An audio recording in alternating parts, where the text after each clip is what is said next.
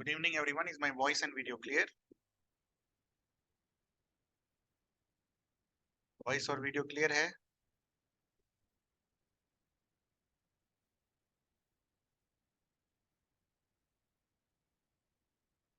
Voice और video clear है बेटा?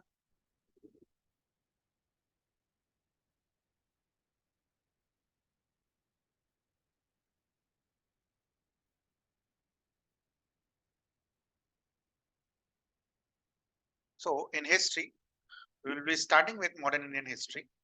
और modern Indian history में we will be starting with British conquest of India. कुछ चीजें स्लाइड में है, कुछ चीजें स्लाइड में नहीं लिखी हुई है, तो अपना देख लेना. British conquest of India. Okay. तो it is said that एक क्वेश्चन बहुत ही फेमस क्वेश्चन है. ओके, बहुत ही फेमस क्वेश्चन है. बेटा वीडियो बंद कर लीजिए, कितनी बार बोला गया आपको, है ना? There is a very famous question regarding the British conquest of India happened partly through wars and partly through its policies. Explain. Okay. Mains का क्वेश्चन रहता है इस तरीके का कि ब्रिटिश ने इंडिया का जो कॉन्क्वेस्ट किया, it happened both through wars and through policies. तो इसको आंसर कैसे कर सकते हैं? आई होप आप सभी ने अगर मॉडर्न इंडियन हिस्ट्री पढ़ा हो, कुछ वॉर्स के नाम तो आपको पता होंगे ही होंगे, जैसे कि for example battle of Plassey, battle of Buxar. कुछ पता हो चाहे नहीं हो, ये दो इंपॉर्टेंट चीज तो आपको पता होगी ही होगी. ठीक है, battle of Plassey and battle of Buxar. यही दोनों वॉर्स नहीं थे, ब्रिटिश ने बहुत सारे वॉर्स फाइट किए मराठा के अगेंस्ट में. ठीक है, सिंध को एनेक्स करने के लिए अफगानिस्तान में इन्होंने वॉर्स वेज किया, बर्मा को अनेक्स किया, नेपाल को अनेक्स किया. ठीक है, पंजाब को अनेक्स किया थ्रू वॉर्स. ठीक है, बहुत सारे वॉर्स लड़े, हैदराबाद को एनेक्स किया. ठीक है, तो बहुत सारे वॉर्स इन्होंने लड़े हैं. ठीक है, टीपू सुल्तान वाला जो है मैसूर, ठीक है, 4 बार मैसूर के साथ लड़ाई हुई. तो बहुत सारे वॉर्स के थ्रू ब्रिटिश ने टेरिटरीज को ऑक्यूपाई किया. This is the meaning of first line, partly through Wars. Second line is partly through its policies. Can you name a policy? How does British conquest happen through its policies? So I hope you must have heard the term subsidiary alliance. ठीक है, you must have heard the term subsidiary alliance. और अगर ये नहीं सुना होगा तो ये तो निश्चित सुना होगा, डॉक्ट्रिन ऑफ लैप्स. ठीक है, और अगर ये भी नहीं सुना होगा तो ये तो निश्चित सुना होगा, डिवाइड एंड रूल. कुछ तो सुना होगा तीनों में से. ठीक है, so it was through these policies. ठीक है, it was through these policies. आप क्या देखते हो कि ब्रिटिश जो है इंडिया पर कॉन्क्वेस्ट करना शुरू करता है. ये तीनों पॉलिसीज के बारे में आपको पता है? Do you know all the three?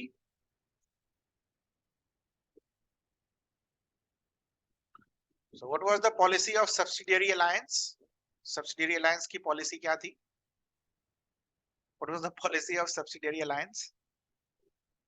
बता सकते हैं?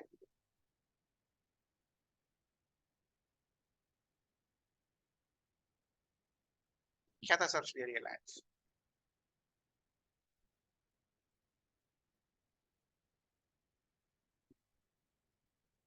Anyone?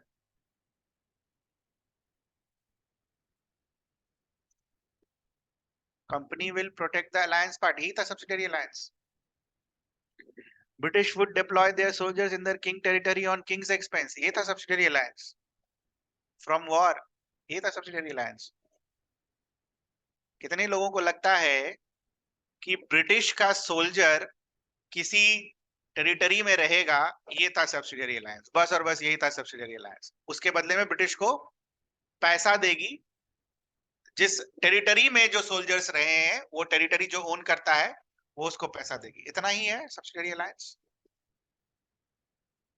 ना बेटा, subsidiary alliance was in phases. ठीक है, subsidiary alliance was in phases. आप क्या देखते हो? से फॉर एग्जाम्पल, एक राजा है जिसका टेरिटरी 1 है और दूसरा राजा है बी. एक राजा है ए और दूसरा राजा है बी. ठीक है, तो व्हाट यूज्ड टू हैपन? दोनों के बीच में लड़ाई हो रही होती है, तो ब्रिटिशर्स क्या करते हैं? किसी एक को सपोर्ट करते हैं. ठीक है, ब्रिटिशर्स क्या करते हैं? किसी एक को सपोर्ट करते हैं. मान लो ब्रिटिशर्स ने ए को सपोर्ट किया, तो ए वाले राजा को ब्रिटिशर्स क्या बोलते हैं कि ऐसा करो, आप अपनी आर्मी के साथ हमारी आर्मी भी ले लो और दोनों मिलकर हम बी के साथ लड़ाई करेंगे. ठीक है, हमारी आर्मी एडवांस्ड है तो हमारी आर्मी से आप मदद ले लीजिए, दोनों मिलकर क्या करेंगे? बी के अगेंस्ट में लड़ाई करेंगे. क्लियर है पहली चीज? नाउ राजा बोला, वाह, इससे बढ़िया तो कुछ और बात हो ही नहीं सकती. अगली बार जब राजा फिर से लड़ने जाता है, ठीक है, इस वॉर के बाद जब राजा फिर से लड़ने के लिए जाता है, तो क्या होता है? इस बार ब्रिटिशर्स बोलता है कि यार अपनी आर्मी को क्यों ले जा रहे हो? आपकी आर्मी तो मॉडर्नाइज भी नहीं है. आप ऐसा करो, अपनी आर्मी की जगह हमारी आर्मी भेज दो और बदले में हमें कुछ पैसे दे दो. ठीक है, बदले में हमें कुछ पैसे दे दो, बस काम खत्म. हम आपके बिहाफ पर जाएंगे, लड़ेंगे. Just like contractual work. Can you see this? It's just like a contractual work.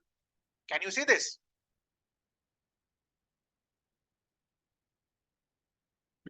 अब एक बात बताओ, ब्रिटिश ने दिमाग लगाकर क्या कर दिया? एक राजा के लिए, ठीक है, एक राजा के लिए उसके पास सबसे बड़ा हथियार क्या होता है? आर्मी. उसके आर्मी को ही खत्म कर दिया कि आपको आर्मी रखने की क्या जरूरत, हमारी आर्मी है ना. ठीक है, तो राजा को बना रहा है धीरे धीरे हेल्पलेस. इसके बाद क्या बोलता है कि अगर मान लो फिर से ये लड़ाई करने के लिए गए, ब्रिटिश ने अपनी आर्मी को सप्लाई किया, राजा बोलता है कि आपको देने के लिए मेरे पास पैसे नहीं, तो ब्रिटिश बोलता है कोई बात नहीं, आप पैसे मत दो, ऐसा करो ना, थोड़ा सा लैंड दे दो. लैंड का मतलब आप समझ रहे हो?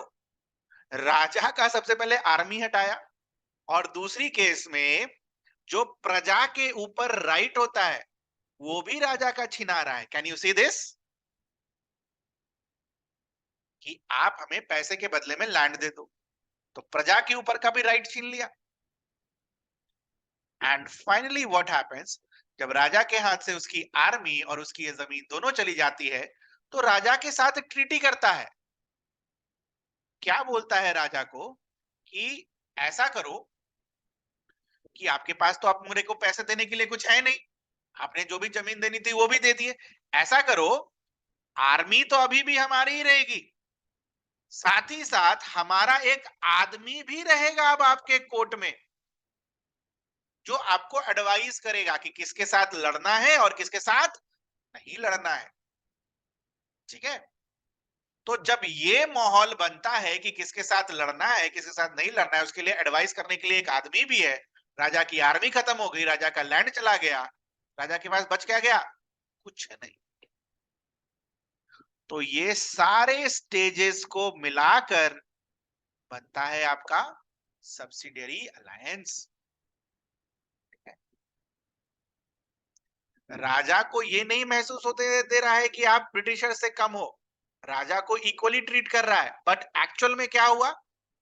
एक्चुअल में उसका स्टेटस ब्रिटिशर से कम हो गया, उसकी आर्मी चली गई, उसकी प्रजा चली गई, सब चला गया उसके हाथ से। इनफैक्ट जो डिसीजन मेकिंग पावर था उसको भी इस कोर्ट वाले रखवाले ने छीन लिया। ठीक है, so this was how the subsidiary alliance was concluded. Which was the first state through which British signed subsidiary alliance? बता सकता है कोई? ये जो अलायंस की पॉलिसी है ब्रिटिश ने सबसे पहले किसके साथ साइन किया?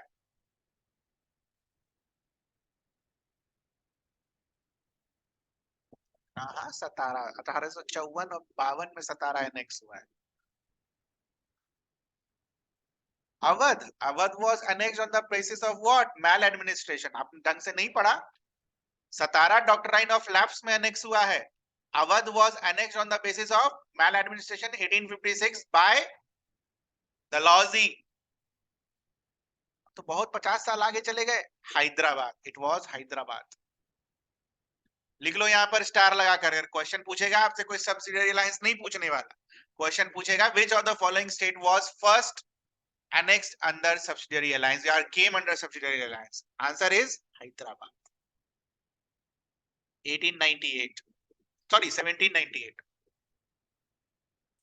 1898 में तो कांग्रेस कांग्रेस बन गया है, 1798। ठीक है, फोर्थ मैसूर वॉर के एक साल पहले आप क्या देखते हो? हैदराबाद के साथ ट्रीटी कंक्लूड होती है और treaty of subsidiary alliance. Hyderabad was the first state. Anything that needs to be asked? What was doctrine of lapse? Doctrine of lapse ये बोलता था किसी राजा के पास अगर कोई मेल एयर नहीं होगा तो राजा का सक्सेसर कौन होगा ये British will decide. If there is no male heir to the raja, British will decide कि डॉक्ट्रिन ऑफ की सक्सेसर कौन होगा, decided by Britishers. Divide and rule तो हम सबको पता है, फुट डालो और ये कहानी है। The conquest of India, British conquest of India happened partly through wars and partly through its policies। ठीक है, तो हो सकता है कभी मेंस में पूछ लिया जाए, देख लो ना। आफ्टर रीडिंग दिस, सुनी तो मेंस के हिसाब से पढ़ लिया यार, इतना नहीं करना होता, बट ठीक है। Next we will come through PT. PT specific course है तो पीटी स्पेसिफिक चीजें को पढ़ेंगे। व्हाट यू विल सी कि इंडिया में जो यूरोपियन कंपनीज आती हैं, ठीक है, वो एक सीक्वेंस में आती है। सबसे पहले कौन आता है? पोर्चुगीज। उसके बाद कौन आता है? English east India company, Dutch east India company, Danish east India company और फ्रेंच ईस्ट इंडिया कंपनी। ठीक है, क्लियर है ये चीज? ये ऑर्डर आपको याद रखना है कि इनमें से पहले कौन आया और बाद में कौन आया। Portuguese, English, Dutch, Danish and French. Clear है ये चीज? नाउ इंडिया में जब ये लोग आते हैं तो दे एस्टैब्लिश देयर फैक्ट्रीज। तो किसने अपनी पहली फैक्ट्री कहां बनाई? इंग्लिश ने अपनी पहली फैक्ट्री कहां बनाई? सूरत में। कब? 1613। डच ने अपनी पहली फैक्ट्री कहां बनाई? मासूलीपट्टनम में इन 1605। मासूलीपट्टनम क्या है? Present day Andhra Pradesh. Danish ने अपनी पहली फैक्ट्री कहां बनाई? ट्रैंक्विबाट, तंजोर, चेन्नई। और फ्रेंच ने अपनी कंपनी पहली बार कहां बनाई? सूरत। ये याद रखना है। Now if you see the formation of east India companies, तो सबसे पहले किसने बनाया? डच वालों ने। ठीक है, ध्यान रखना। 1605 में किसने बनाया? डच ने। आए भले वो इंग्लिश के बाद, बट फैक्ट्री पहले उन्होंने बनाई। क्या ये दो क्वेश्चन क्लियर है? पीटी के पर्सपेक्टिव से ये दो क्वेश्चन क्लियर है? किस क्रम में यूरोपियन आए हैं और किस क्रम में उन्होंने फैक्ट्रीज लगाई हैं। ठीक है, तो सबसे पहली फैक्ट्री किसने लगाई है? डच ईस्ट इंडिया कंपनी ने। कहा 1605, कहा मासुलीपट्टनम में। किस क्रम में आए? पोर्चुगीज, इंग्लिश, डच, डैनिश और फ्रेंच। ठीक है, और तीसरा क्वेश्चन है किसका पहला फैक्ट्री कहां लगा है? तो इंग्लिश का पहला फैक्ट्री सूरत, डच का पहला फैक्ट्री मासुलीपट्टनम, फ्रेंच का पहला फैक्ट्री अगेन सूरत, डैनिश का पहला फैक्ट्री तंजौर। ये याद रखने का। ठीक है, 3 क्वेश्चंस हैं इस पीडीएफ में। ओके, इस पेज में 3 क्वेश्चंस है। किस क्रम में आए हैं, किस क्रम में फैक्ट्री लगाया और किसने अपना पहला फैक्ट्री कहां लगाया। ठीक है, देखो सूरत वाला 1613 लिखते हैं, बट ये फंक्शन करना बाद में करता है 1640 के बाद। बट हमने क्या लिखा आपसे? पहला फैक्ट्री कब लगाना, तो 1613। तो डिटेल में नहीं जा रहे यार, बस ठीक है। हाँ लिख लो, आस्क्ड इन बीपीएस। इधर वाला क्वेश्चन भी बीपीएससी में पूछा, इधर वाला क्वेश्चन भी बीपीएससी में पूछा। हर स्लाइड में क्वेश्चन पूछा गया है। ठीक है, चलिए देखो, बक्सर और पलासी तो इंपॉर्टेंट है ही, उसके पहले एक और पोर्चुगीज का नॉट रिक्वायर्ड। पोर्चुगीज ने फैक्ट्रीज वगैरह भी लगाई थी। ठीक है, पोर्चुगीज नॉट रिक्वायर्ड। जो इंपॉर्टेंट है वो मैं बता दे रहा हूँ। ठीक है, ध्यान रखना इस चीज का।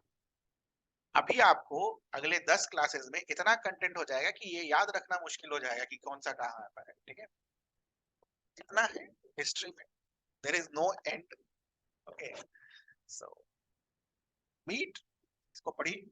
ओके बेटा, चलिए नाउ, जिस प्रकार से battle of Plassey, battle of Buxar important है, उसी प्रकार से ये कार्नेटिक वॉर्स इंपॉर्टेंट है। बिकॉज जब हम wars partly through wars and partly through policies के बारे में बात करते हैं ना, तो सबसे पहला वॉर हम पढ़ते हैं कार्नेटिक वॉर्स। तो सबसे पहला कार्नेटिक वॉर्स अगर हम पढ़ रहे हैं तो obviously British conquest of India के अंदर पढ़ रहे हैं। वॉर हुआ है तो 2 पार्टी होगा, एक पार्टी तो ब्रिटिश, दूसरा पार्टी कौन है बेटा? फ्रांस। पहला चीज जो आपको इसके बारे में ध्यान रखना है वो क्या, ये कार्नेटिक वॉर्स आखिर हुआ किन के बीच? Britishers and French. क्लियर है बेटा? First point. दूसरा चीज ध्यान रखना है कि आखिर ये कार्नेटिक है कहां? What is Carnatic? कहां है कार्नेटिक बेटा? एनीवन?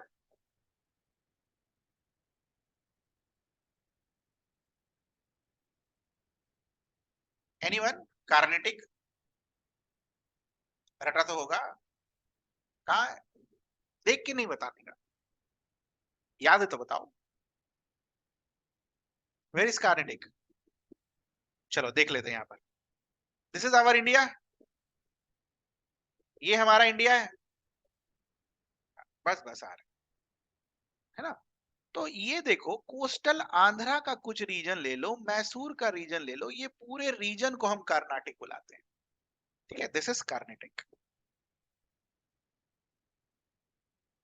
ठीक है बेटा, दिस इज कार्नेटिक। यहां पर वॉर हुआ तो कार्नेटिक रीजन क्लियर है। दूसरा चीज जो आपको ध्यान रखना है, कार्नेटिक रीजन कहां है? लिख देगा west, south, east, north east, है ना। प्रेजेंट डे गुजरात या प्रेजेंट डे मैसूर। समझ में आ रहा है? जो लेवल ऑफ क्वेश्चन चेंज होने वाला है वो ऐसे ही चेंज होगा। तीसरी चीज, जब हम कार्नेटिक वॉर्स के बारे में पढ़ाई करते हैं तो वो क्या पढ़ते हैं कि टोटल 3 कार्नेटिक वॉर्स हुए। कितने टोटल वॉर्स हुए?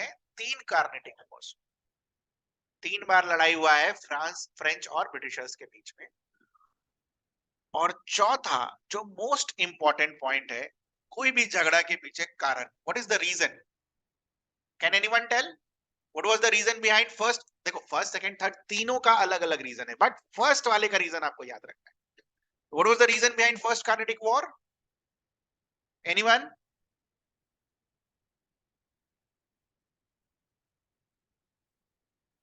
No one?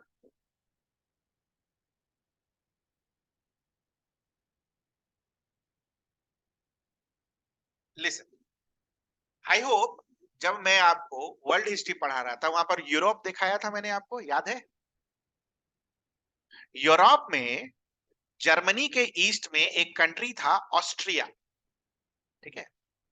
जर्मनी के ईस्ट में एक कंट्री था ऑस्ट्रिया। नाउ व्हाट हैपेंड कि ऑस्ट्रिया का जो मेन किंग था वो मर गया, किंग डाइड। अब किंग के मरने के बाद दो कैंडिडेट थे जो कि राजा बनना चाहते थे। एक कैंडिडेट को ब्रिटिश सपोर्ट कर रहा था, दूसरे कैंडिडेट को फ्रांस सपोर्ट कर रहा था, ठीक है? तो it was basically an Austrian war of succession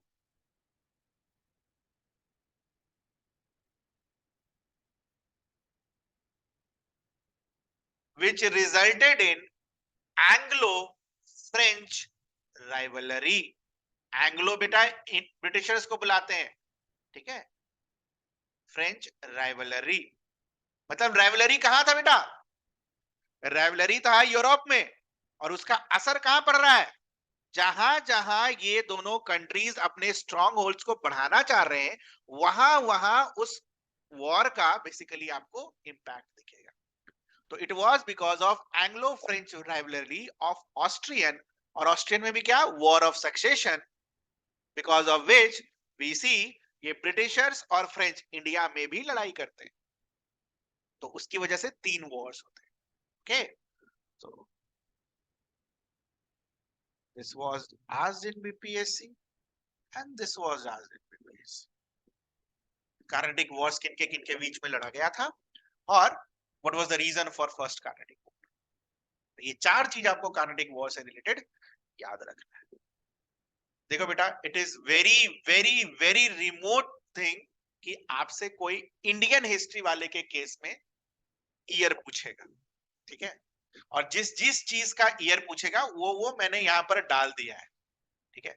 तो इससे ज्यादा कोई ईयर रटने के लिए मत जाना, इतना काफी है, इतना कर जाओ, it will be more than sufficient. सारे क्वेश्चंस इन्हीं में से आएंगे। ओके, क्लियर है Carnatic wars? Next you will see battle of Plassey and battle of Buxar. तो जब भी हम बैटल ऑफ पलासी के बारे में बात करते हैं, हमारे दिमाग में क्या आता है? बंगाल, ठीक है? बंगाल। और आप क्या देखते हो? ब्रिटिशर्स जो है अपना पहला जो अड्डा डालता है वो कहां डालता है? बंगाल में डालता है। तो बंगाल में अगर वो पहला अड्डा डाल रहा है तो ऑब्वियसली बंगाल का कुछ सिग्निफिकेंस होगा। फालतू में तो बंगाल में अड्डा जाकर अपना बनाएगा नहीं, है कि नहीं?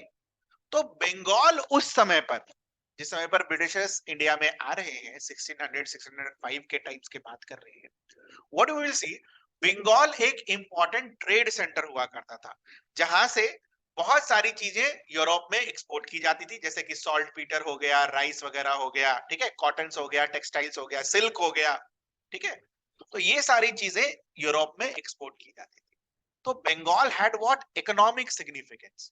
अब एक चीज देखो, अगर कोई वस्तु इंडिया से यूरोप में जा रहा है तो यूरोपियन उसके लिए पेमेंट पैसा देगा।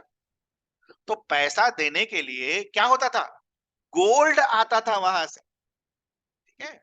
गोल्ड या फिर पाउंड आता था। बेसिकली अगर आप इसको आज के टर्म्स में समझो तो foreign exchange, India was a net earner of foreign exchange, ठीक है? वहां से पाउंड आता था, रुपी वगैरह में उसको चेंज किया जाता था और फिर यहाँ के लोगों को दिया जाता था, या फिर गोल्ड आता था, गोल्ड में ट्रेड होता था। तो पैसे यूरोप से इंडिया में आ रहा है, ठीक है? क्लियर है ये चीज?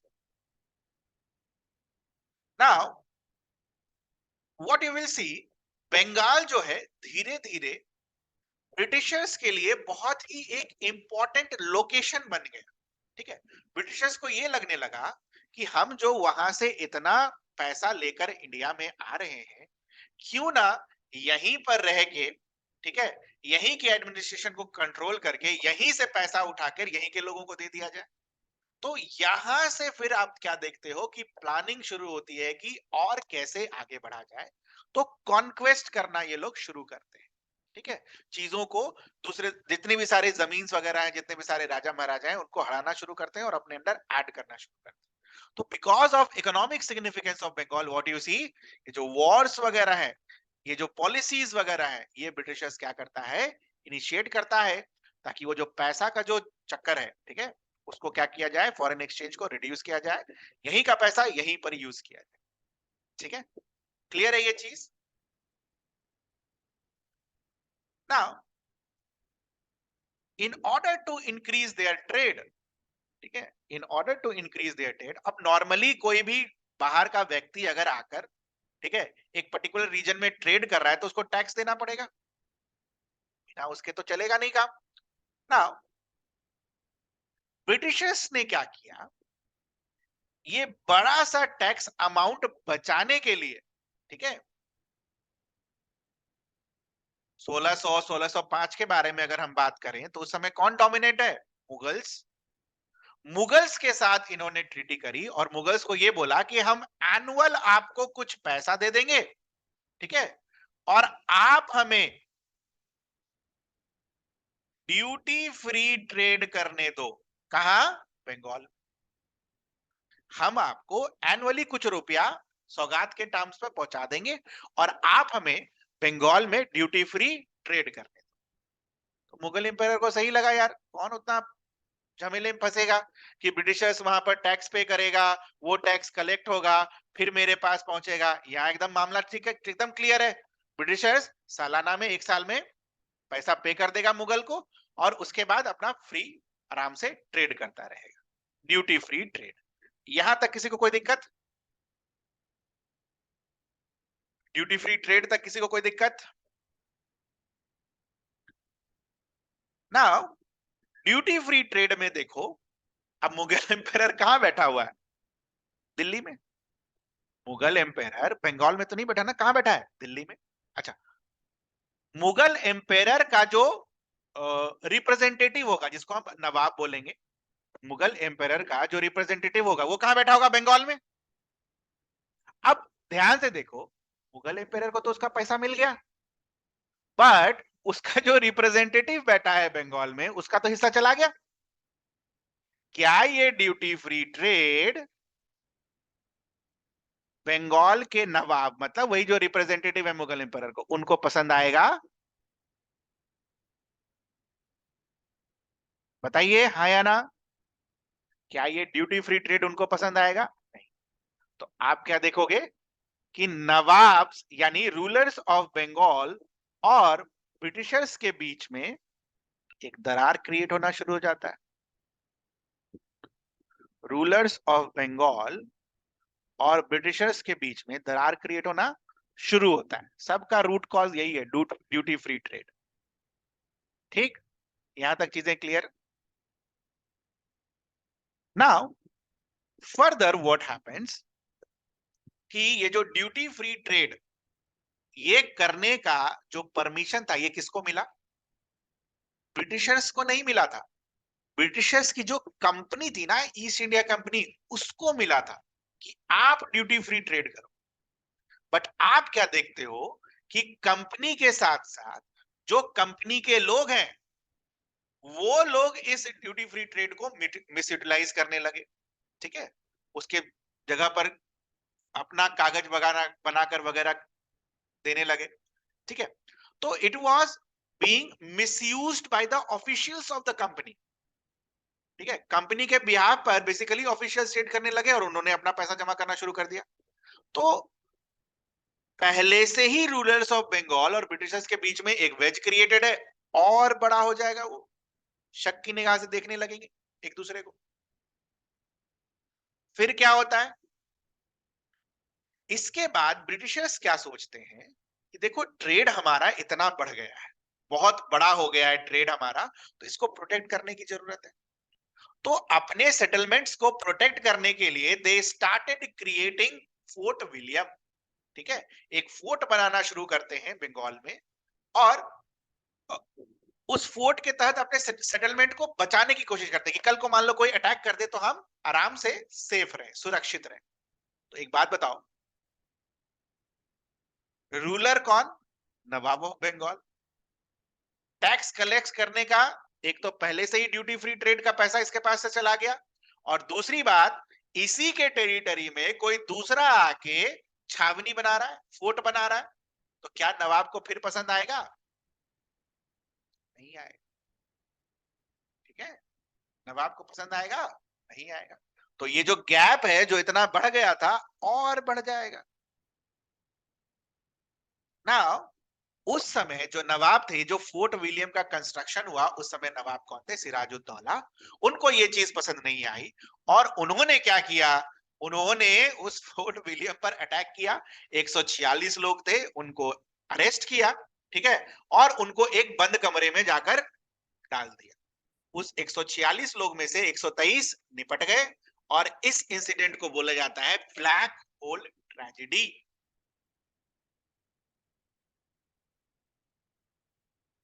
आप देखो ध्यान से, सिराजुद्दौला ने अपनी मनमानी कर ली, फोर्ट विलियम में गए, 146 लोगों को पकड़ लिया, उसमें से 130 मर गए। अब ब्रिटिशर्स देखो कैसे सोचेंगे, आपने हमारे लोगों को मार दिया, ब्रिटिशर्स तो को यही लगेगा ना कि नवाब ने उनके लोगों को मार दिया, तो अगेन ब्रिटिशर्स और नवाब के बीच में जो गैप इतना हो गया था और बढ़ जाएगा। अब ब्रिटिशर्स को ये लगना फील हो जाएगा कि ये जो नवाब जब तक इंडिपेंडेंट रहेगा तब तक हमारा पूरा सेटलमेंट अच्छे से नहीं हो पाएगा, इसलिए नवाब की जगह हमें कोई अपना पपेट चाहिए जो हमारी बात सुने। ठीक है, क्लियर है यहां तक? जितनी मैं चीजें बोल रहा हूं ना सब लिखी हुई है, पढ़ लेना। ठीक है, कुछ लिखने की जरूरत नहीं, जो लिखने की जरूरत होगा मैं बता दूं। Now next thing what happens कि अब ब्रिटिशर्स को लगने लगा कि सिराजुद्दौला हमारे काम का नहीं है, इसको हटाना बहुत जरूरी है ना। राजा, अब राजा के पर्सपेक्टिव में आते हैं, राजा का कोर्ट है, कचहरी है। अब जो राजा होता है, राजा के साथ जो मंत्री होता है, सेनापति होता है, सबका इच्छा क्या होता है कि हम एक दिन प्रधानमंत्री बने, है ना, जैसा अभी चल रहा है, सभी को प्रधानमंत्री बनना है। तो अगर सभी को प्रधानमंत्री बनना है तो सब एक दूसरे के अगेंस्ट में क्या करेगा? कॉन्स्पिरेसी।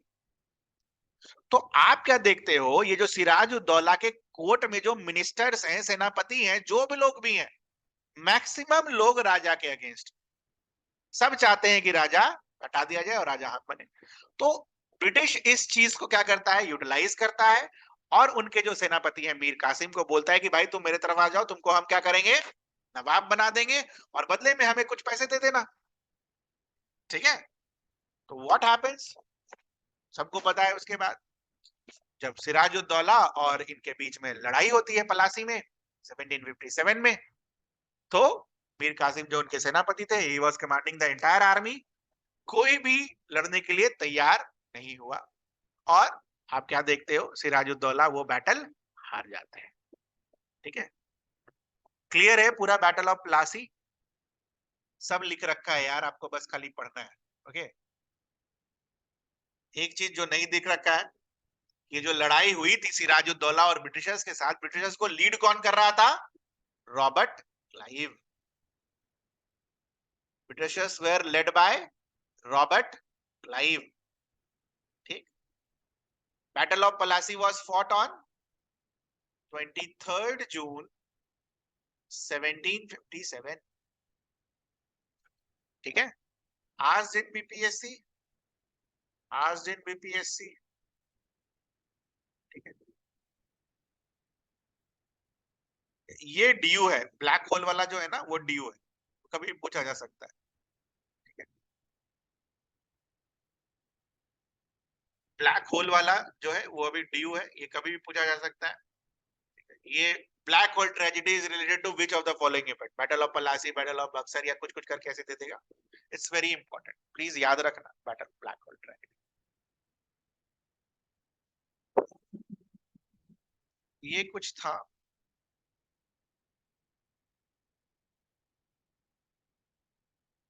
चल,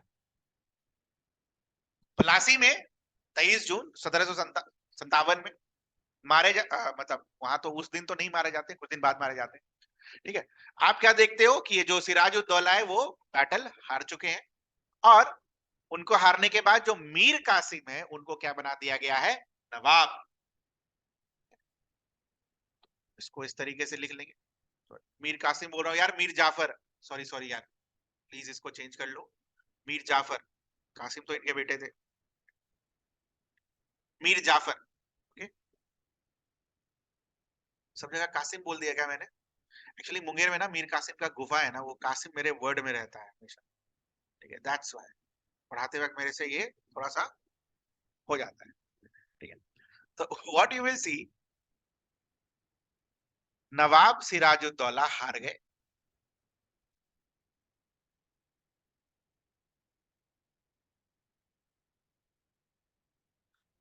इनको हराने के बाद मीर जाफर जो इनके सेनापति थे, वही जिन्होंने लड़ाई करने से मना कर दिया, ठीक है, उनको बना दिया जाता है नवाब, ठीक है। देखो यार, एक चीज ध्यान रखना कि unless and until you settle at one post you will not be knowing कि उस पोस्ट के साथ हार्डशिप क्या क्या है, ठीक है। मीर जाफर को तो जब तक वो नवाब नहीं बना था सब कुछ अच्छा लग रहा था कि हम राजा बनेंगे तो ये कर देंगे, वो कर देंगे, कर देंगे। बट एक बार जब मीर जाफर खुद नवाब बनता है और जब ब्रिटिशर्स उसके ऊपर प्रेशर डालना शुरू करते हैं, तब उसको एहसास होता है कि भाई ये तो बहुत गलत हो रहा है, ठीक है। तो मीर जाफर जो है ये ब्रिटिशर्स का बात मानने से इनकार करना शुरू कर देता है। ब्रिटिशर्स को क्या चाहिए था, पपेट। अब मीर जाफर अगर ब्रिटिशर्स का बात नहीं मानेगा तो क्या ब्रिटिशर्स को पसंद आएगा? आप क्या देखोगे, मीर जाफर को हटाकर इनके सन इन लॉ जो थे मीर कासिम, इनको बना दिया जाता है नवाब ऑफ बंगाल। क्यों? मीर जाफर इनकी बात नहीं मान रहे थे, ठीक है ना। जब मीर कासिम वापस से नवाब ऑफ बंगाल बनता है तो अगेन ही ऑल्सो रियलाइजेस भाई वही प्रेशर है, यही चीज है, तो he always wants to be independent, ठीक है। ये ब्रिटिश के इन्फ्लुएंस में रहकर काम करना पसंद नहीं करना चाहता। तो ये क्या करता है, अगेन ब्रिटिश के अगेंस्ट में लड़ाई करता है, ठीक है। और इनिशियल फेजेस में जब ये लड़ाई में हारने लगता है तो भाग कर पहुंचता है अवध,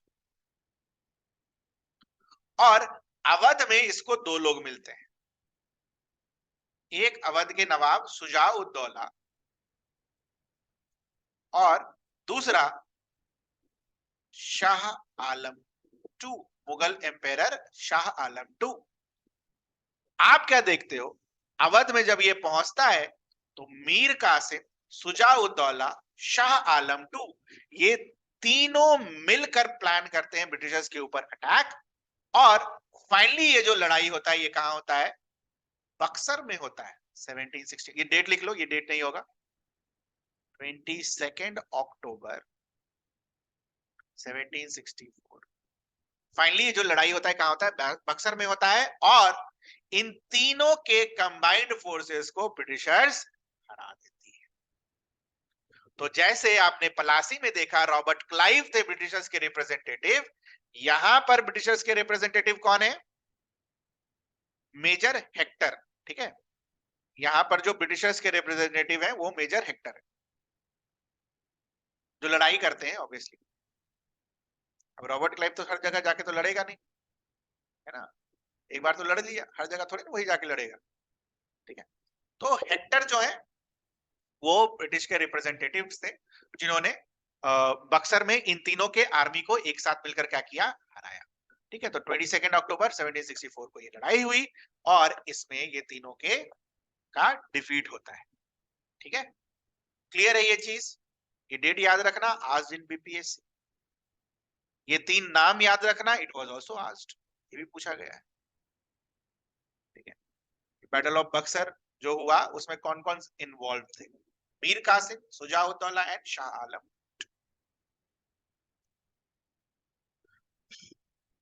बक्सर,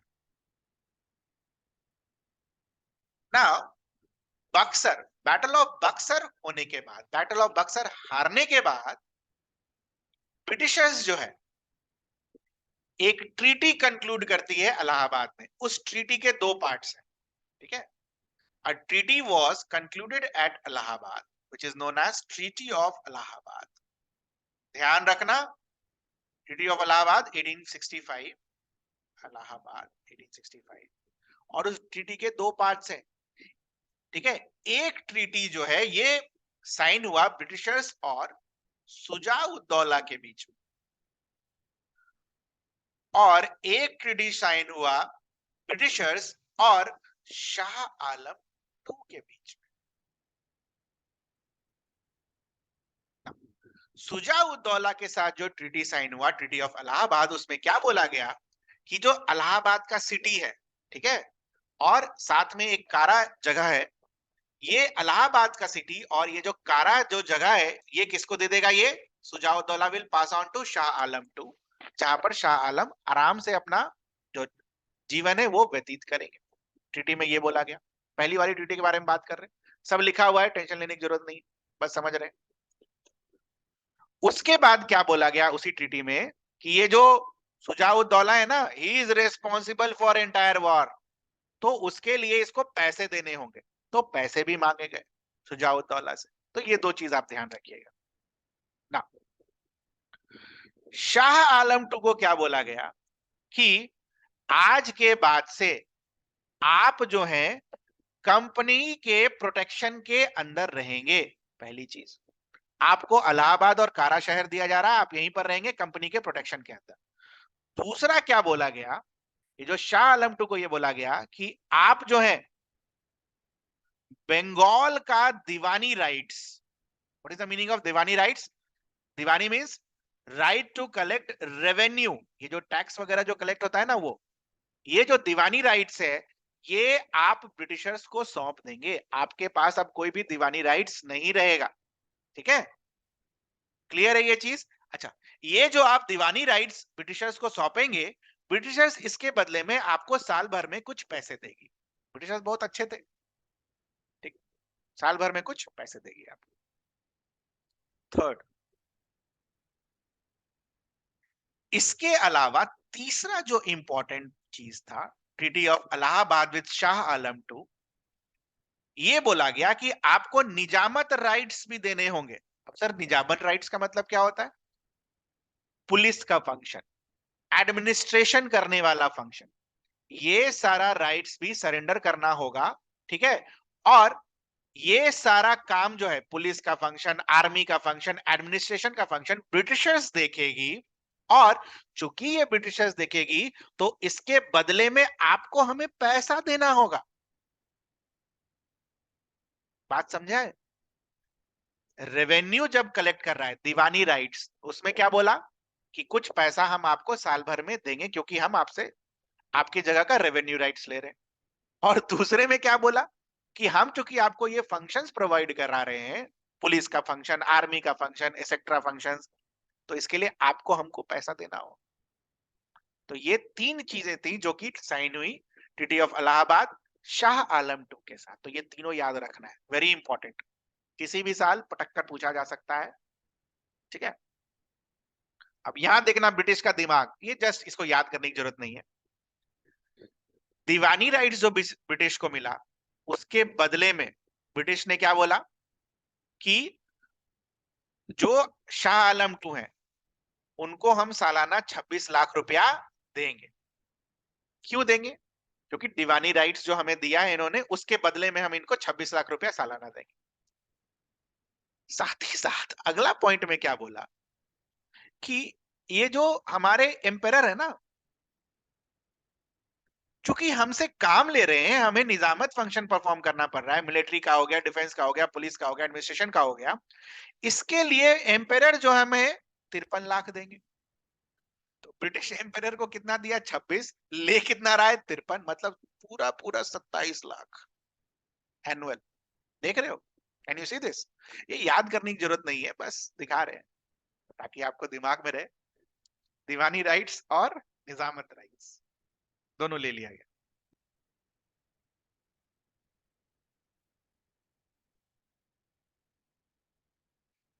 ठीक है, क्लियर है ये चीज?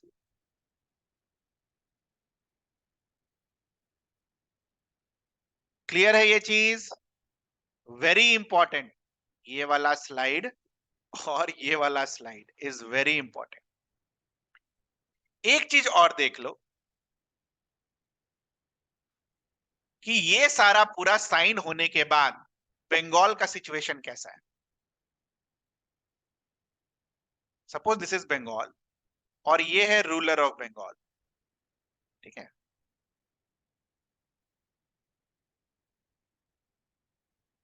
Revenue, this is ruler, revenue collect कौन कर रहा है बेटा? ब्रिटिशर्स, ठीक है। निजामत फंक्शन, ठीक है, वही पुलिस का फंक्शन या फिर आर्मी वाला फंक्शन, डिफेंस का फंक्शन, ये कौन परफॉर्म कर रहा है? ब्रिटिशर्स, ठीक है।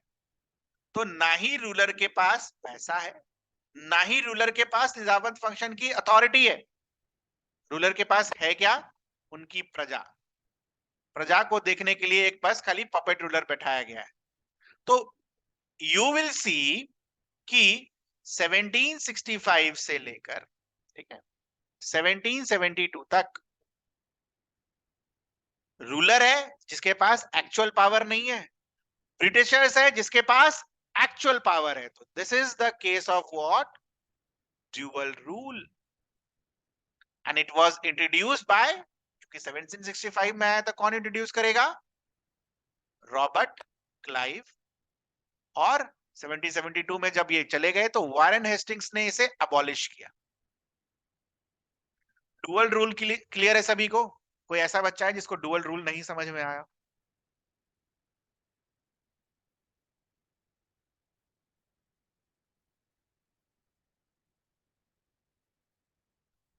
डुअल रूल सभी को क्लियर है बेटा? ऐसा कोई है जिसको डुअल रूल नहीं समझ में आया हो? Introduced by Clive, abolished by Hastings. Dual rule. Actual में रूलर कौन है? ब्रिटिशर्स। सब ज्यादा डिसीजन वही ले रहे हैं, बट दिखावे के लिए कौन बैठा है यहां पर? नवाब। क्लियर है? Dual rule asked in BPSC.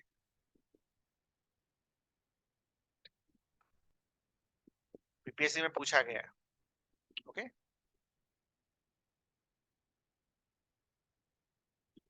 So this is all about Battle of Buxar, Battle of Plassey, Dual Rule, Treaty of Allahabad, ठीक है।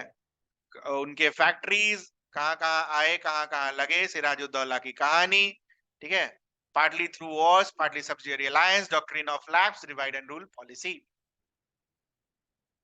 ब्रिटिश कॉन्क्वेस्ट ऑफ इंडिया में इतना ही आपको ध्यान रखने की अभी फिलहाल जरूरत है, इससे ज्यादा अभी के टाइम पर not required, okay. I see, अगर कुछ और रिक्वायरमेंट होगा तो I will tell you, okay. पहले इतना करो अच्छे से, आई होप इतना आपने पढ़ रखा हो। Now after British conquest of India, the second part is land revenue settlements in British India. Land revenue settlements in British India. Now, what is the meaning of land revenue settlement? What is the meaning of land revenue settlement? तो meaning क्या होता है land revenue settlement का? कि say for example सरकार को tax चाहिए, ठीक? तो अपने मर्जी से बिना कुछ सोचे समझे तो टैक्स का रेट नहीं डिटरमाइन कर सकता ना, है कि नहीं? कुछ सोच समझ कर टैक्स का रेट डिटरमाइन होगा। तो इसको हम बेसिकली क्या बुलाते हैं? असेसमेंट। कि लोगों को कितना टैक्स पे करना है, तो इसका असेसमेंट, ठीक है। पहला चीज। दूसरा चीज है कि असेस करने के बाद, ठीक है, कि इतना टैक्स इतना परसेंट पे करना है, कैसे पे करना है, हाउ हाउ टू पे इट। थर्ड, कौन पे करेगा, हु विल पे। तो लैंड रेवेन्यू सेटलमेंट का मतलब हो गया इन तीन क्वेश्चंस को आंसर करना। असेसमेंट लैंड का कैसे किया जाएगा, कैसे पेमेंट होगा और कौन पेमेंट करेगा, ठीक है। तो ये तीनों एस्पेक्ट को मिलाकर लैंड रेवेन्यू सेटलमेंट्स बनते हैं।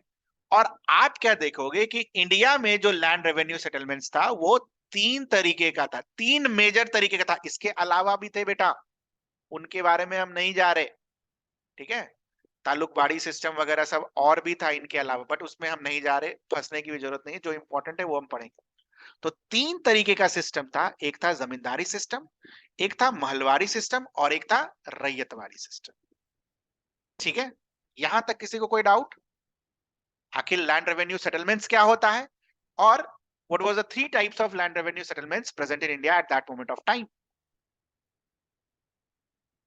जमींदारी system, Mahalwari system, ryotwari system. अब एक काम करो, अपने कॉपी में ये हेडलाइन लिख लो, land revenue settlements in British India, और साइड में क्वेश्चन लिख लो कि आपको किस तरीके का क्वेश्चन पूछा जाएगा। पीटी के लिए, ऑब्वियसली पीटी के लिए, मेंस के लिए नहीं। नाउ इन तीनों सेटलमेंट्स से दो तीन प्रकार के क्वेश्चन पूछे जा सकते हैं। पहला क्वेश्चन है, हु इंट्रोड्यूस्ड इट, या फिर ऐसे कौन से इंपॉर्टेंट लोग थे जो इन सेटलमेंट्स को प्रोवाइड कर रहे थे, प्रमोशन कर रहे थे। हु इंट्रोड्यूस्ड इट और who is responsible for its promotion, पहला। दूसरा, था क्या ये, व्हाट वाज इट।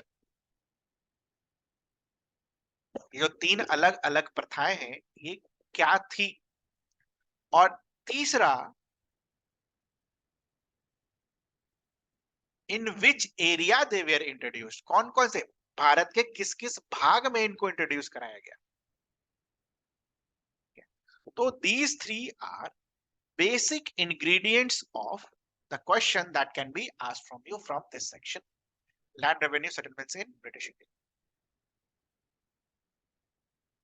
ठीक है। बाकी मेंस के लिए मैंने आपको यहाँ पर मेजर फैक्टर्स लिखकर दे दिया है, पढ़ लेना। Not required at this moment of time, it is for mains. The first system, चूंकि हम पीटी कर रहे हैं इसलिए पीटी पर ज्यादा फोकस करेंगे। The first system is zamindari system. Zamindari system को परमानेंट सेटलमेंट भी बोला जाता है। क्यों बोला जाता है बाद में, पहले समझते हैं व्हाट वाज जमींदारी सिस्टम। ये डायग्राम नहीं बना हुआ है, प्लीज इसको बना लेना नोट्स में। सबसे नीचे में कौन है, पेजेंट्स, जो टैक्स पे करेंगे। पेजेंट्स जो है जो टैक्स पे करेंगे वो किसको करेंगे, मिडिल मैन को। इस मिडिल मैन को हम बेसिकली क्या बना रहे हैं, जमींदार। और जमींदार इनसे पैसे लेकर किसको देंगे, ब्रिटिशर्स, ठीक है। किसको देंगे, ब्रिटिशर्स को। क्लियर है स्ट्रक्चर कैसा है। पेजेंट्स, पेजेंट से पैसा कलेक्शन होगा, जमींदार के पास जाएगा और जमींदार कलेक्ट करके किसको देंगे, ब्रिटिशर्स। दूसरी बात आती है, से फॉर एग्जाम्पल जमींदार ने 100 रुपए कलेक्ट किए प्रेजेंट से, ठीक है, सॉरी 1 ही रुपया मान लेते हैं। पेजेंट से मान लो जमींदार ने 1 रुपया कलेक्ट किया, तो 1 रुपया जो इसने कलेक्ट किया उसका 10/11 हिस्सा कहां देगा, ब्रिटिशर्स को, और 1/11 हिस्सा अपने पास रखेगा। ठीक, यहां तक किसी को कोई दिक्कत? पहला आपको ये ब्लैक वाला स्ट्रक्चर समझना है, कितना हिस्सा किसके पास जाएगा ये समझने का। यहां तक कोई दिक्कत?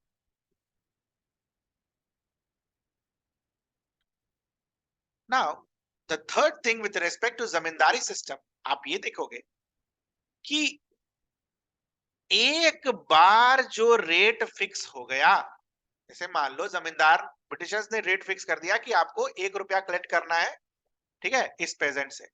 Rate can not be changed, rate can not be changed, जितना है उतना ही लेना पड़ेगा। इसीलिए जमींदारी सिस्टम को क्या बुलाते हैं, permanent settlement.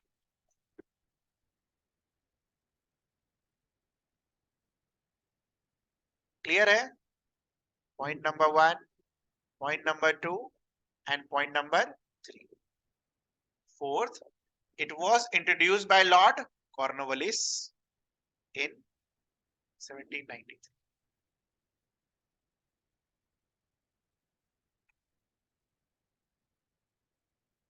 Now, if you will see all these 4 points, तो इस 4 पॉइंट में तीसरा पॉइंट को देखो. अगर हम रेवेन्यू का रेट नहीं बढ़ा सकते हैं तो इसका मतलब आज भी उतना ही पैसा लेंगे, कल भी उतना ही पैसा लेंगे, 25 साल बाद भी उतना ही पैसा लेंगे. तो आपको नहीं लगता है कि इस जमींदारी प्रथा से ब्रिटिश का जो इनकम है वो क्या होगा? ब्रिटिश का जो इनकम है वो क्या हो जाएगा? फिक्स हो जाएगा. ब्रिटिश का इनकम अगर फिक्स होगा तो फ्यूचर में बढ़ा तो नहीं ना सकते बेटा. तो इसीलिए जमींदारी सिस्टम का ये मेजर ड्रॉबैक था कि फ्यूचर में आप इनकम को नहीं बढ़ा सकते हो because the settlement is being fixed. That's why you will see two other settlements well introduce. एक का नाम था महलवाड़ी सिस्टम और एक का नाम था रैयतवाड़ी सिस्टम. एक बच्चे ने पूछा है पॉइंट नंबर 2.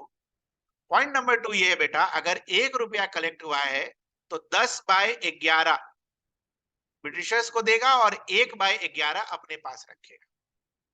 ठीक है, जमींदार. That is point number 2.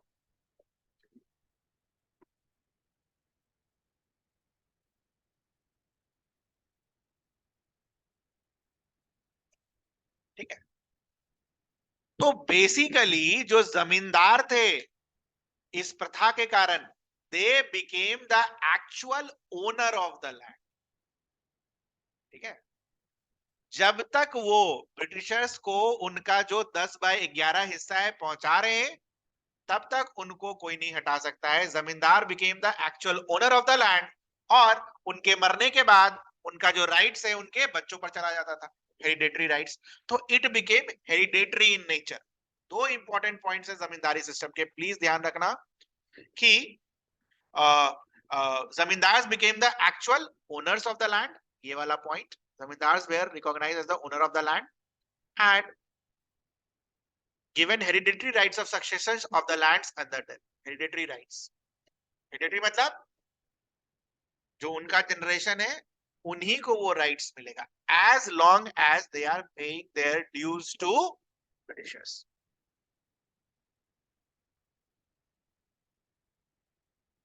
ठीक है, लास्ट इज रटने वाला. कौन कौन से रीजन में आया?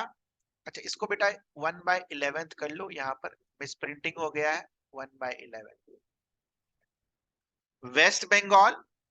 इंपॉर्टेंट क्या है, ये हो सकता है बिहार स्पेशल में भी ये पूछ लिया जाए कि बिहार में इनमें से कौन सा सेटलमेंट इंट्रोड्यूस कराया गया. Answer is zamindari system. ठीक है, वेस्ट बंगाल, बिहार, उड़ीसा, यूपी, आंध्र प्रदेश और मध्य प्रदेश में ये सिस्टम प्रेवलेंट था. ठीक है बेटा, क्लियर है? Next is Mahalwari system. वापस से ये लाइन बनाओ.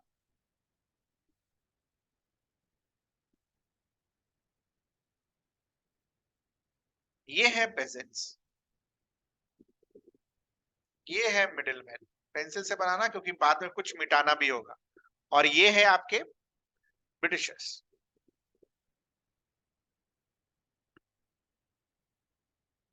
नाउ क्या किया गया?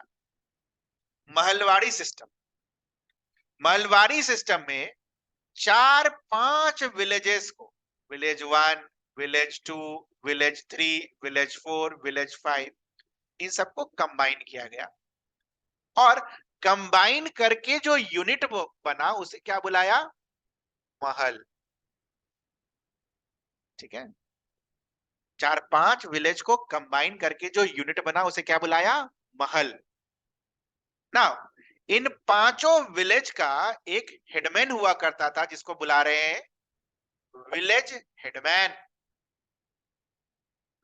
तो पहले जो जमींदार थे they are now being replaced by village headman. ये जो विलेजेस के जो पेजेंट्स वगैरह है, ये किसको पैसा पहुंचाएगा? विलेज हेडमैन को। और ये जो विलेज हेडमैन है, ये किसको पैसा पहुंचाएगा? ब्रिटिशर्स को। तो सर इसमें और जमींदारी में फर्क क्या हुआ? इसमें और जमींदारी में फर्क ये हुआ बेटा कि यहाँ पर विलेज हेडमैन को हेरिडेटरी राइट्स नहीं मिला। They were not the owners of the land. ठीक है, इनका बस एक काम था कि पैसा कलेक्ट करना है विलेजर से और ब्रिटिशर्स तक पहुंचाना है। This was just their work. There were no hereditary rights and there were no, they were not the owners of the land. Mahalwari system समझ में आ गया सबको? And the difference between zamindari and Mahalwari system, आप इतना ध्यान रखना, that zamindar is being replaced by village headman, और जमींदार के जो इंपॉर्टेंट पावर्स थे, हेरिडेटरी राइट्स और ओनर ऑफ द लैंड, वो दोनों चीजें खत्म हो गई, बाकी सारी वैसे ही चलेंगे। प्लस महलवाड़ी सिस्टम में एक चीज और किया गया, यहां पर लैंड रेवेन्यू को फिक्स नहीं रखा गया। ठीक है, यहां पर क्या बोला गया कि जो लैंड रेवेन्यू है, ब्रिटिश जो लैंड रेवेन्यू कलेक्ट कर रही है, that can be changed in future. Land revenue rates can be changed in future. ठीक है, land revenue rates can be change in. तो इनको प्रमोट करने के लिए कौन थे? Holt Mackenzie. ठीक है, Holt Mackenzie, very important name. ठीक है, और इनको पॉपुलराइज कौन किया? विलियम बेंटिक ने।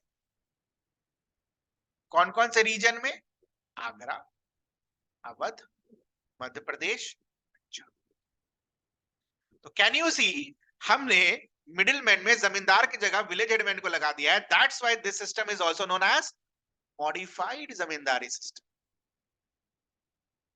ठीक है, which of the following system is known as modified zamindari system? That will be Mahalwadi system.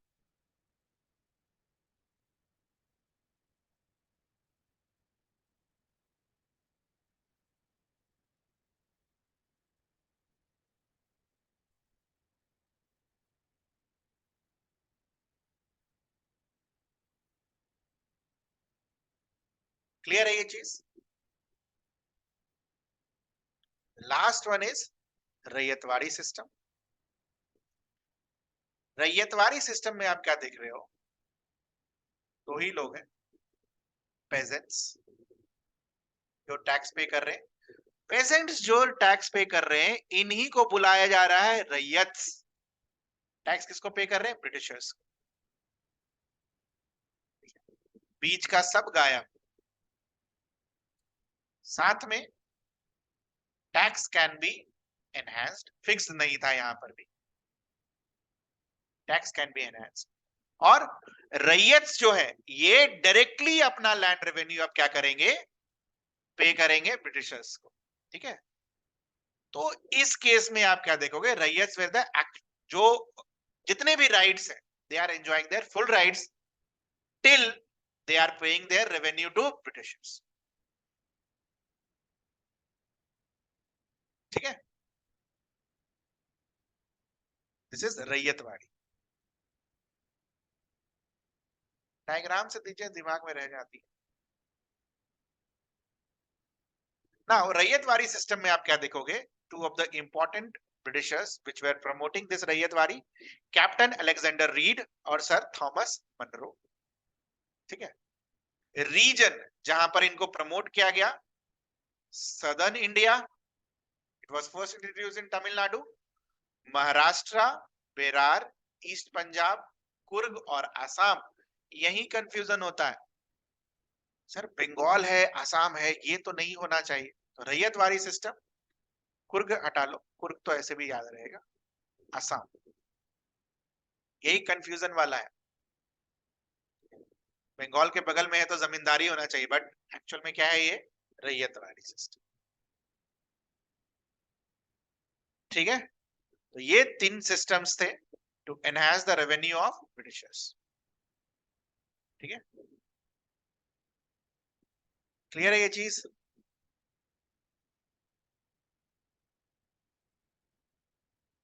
बाकी तो और कुछ है नहीं।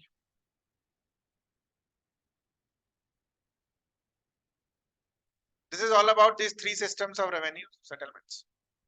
Okay. Zamindari, mahalwari and ryotwari system. कुछ पूछना हो किसी को? Anything you would like to ask तीनों के बारे में? जितना है उतना काफी है, नॉट इससे ज्यादा नहीं. अच्छा, ये तो बता ही नहीं कौन सा किताब पढ़ना है. हाँ? पूछा ही नहीं किसी ने. हाँ? कोई किताब भी तो पढ़ना होगा. स्पेक्ट्रम, ठीक है, Bipin Chandra. Okay, spectrum, modern Indian history का और बिपिन चंद्रा. बट यहां पर एक क्वेश्चन वाला नोट है. क्या है क्वेश्चन वाला नोट? ये आप तब पढ़ेंगे जब आप जो हमारे द्वारा दिया गया पीडीएफ है वो पूरा पढ़ लें. उसके बाद समझ में आ गया सबको? नहीं समझ में आया तो पहले पढ़ लें, कोई दिक्कत नहीं, नो इश्यूज. जिनको पढ़ना है पढ़ सकते हैं, मैं कभी पढ़ाई करने में मना नहीं करता. बट क्वेश्चन का नोट साथ में देना जरूरी होता है. पीडीएफ पढ़िए, ठीक है. एक बार मोस्ट प्रोबेबली 18, 19, 20 या मैक्सिमम 25 जून तक ये हो जाएगा पूरा कंप्लीट. उसके बाद ये आप स्पेक्ट्रम और बिपिन चंद्रा उठाइए. That will be my suggestion. Okay, you are free to read. कौन सा पीडीएफ नहीं है? भेजूंगा तो अभी पीडीएफ डाउनलोड कर लेना है ऐप पर. कौन सा पीडीएफ नहीं है? पीडीएफ कौन सा? स्पेक्ट्रम और बिपिन चंद्रा का पीडीएफ नहीं बोल रहा. ये जो पीडीएफ मैं भेज रहा हूँ वो पढ़ना है. पीडीएफ भाई इम्तिहान.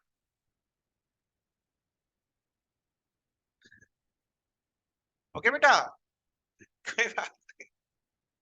पीडीएफ भाई इम्तिहान. ये जो पीडीएफ आपको डेली मिलेगा ना, ऐप से डाउनलोड हो जाएगा. ऐप से डाउनलोड हो जाएगा, सब ऐप डाउनलोड हो जाएगा. सारा पीडीएफ ऐप से डाउनलोड हो जाएगा, वहां पर अवेलेबल है. सबको पता है ना ये चीज? हेलो, सबको ये चीज पता है ना? पीडीएफ ऐप से डाउनलोड होती है. आज जान रहे हैं आप ये?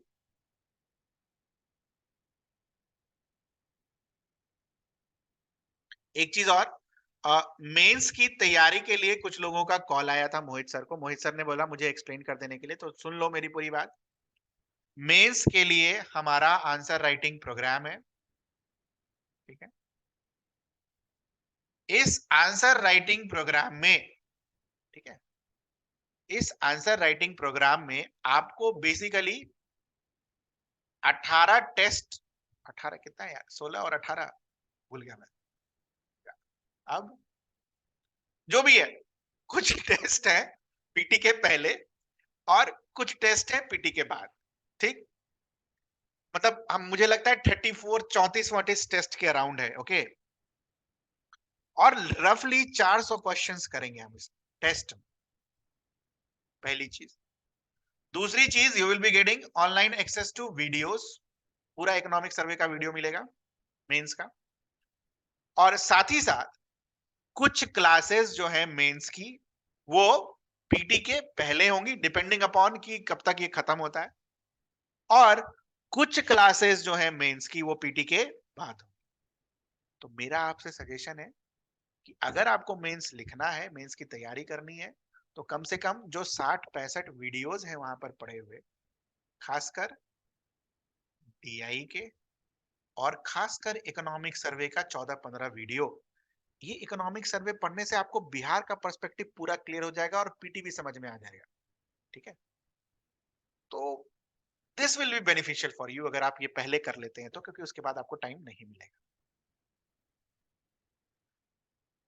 जो ऑनलाइन टेस्ट है, ठीक है, जो ऑनलाइन टेस्ट है विल बी इवेल्युएटेड बाय. जो ऑफलाइन टेस्ट है वो वहीं इवेल्युएट होगा, ठीक है. कौन करेगा मुझे नहीं पता, बट जो ऑनलाइन टेस्ट है इंग्लिश मीडियम का, हिंदी वाला नहीं, ऑनलाइन टेस्ट इंग्लिश मीडियम वाला will be evaluated by. Okay, और कुछ पूछना हो किसी को? वीडियो का एक्सेस है, ये कॉम्प्लीमेंट्री एक्सेस है. ओके, टेस्ट सीरीज का ये कॉम्प्लीमेंट्री एक्सेस है वीडियो का, ठीक है। आंसर राइटिंग तो आप कर ही रहे हैं। सर ये कैसे कर दिया आप सर, वहां जाकर लिखते और फिर चेक करते कराते। तो वहां के बच्चों के लिए दूसरा सुविधा है। वहां के बच्चों के लिए क्या सुविधा है, जो ऑफलाइन टेस्ट लिखेंगे वो सारे क्वेश्चन लिख सकते हैं, सारे इवेल्युएट आप वहां पर जाकर करा सकते हो। ऑनलाइन के लिए ये सुविधा नहीं है। ओके, ऑनलाइन के लिए जो 5-6 क्वेश्चंस होंगे जो आप लिखोगे वही खाली इवेल्युएट होगा, और वाला इवेल्युएट नहीं होगा। जो भी आप दोनों में से जो एक सेलेक्ट करके लिखोगे, बट ऑफलाइन वालों के लिए वो सुविधा है वहां पर। आप चाहो तो वहां पर और वाला क्वेश्चन भी लिख सकते हो। 2 क्वेश्चन है ना, जैसे मान लो 5 नंबर में 2 क्वेश्चन, दोनों लिखो, दोनों इवेल्युएट होगा वहां पर ऑफलाइन में। But I will not be evaluating.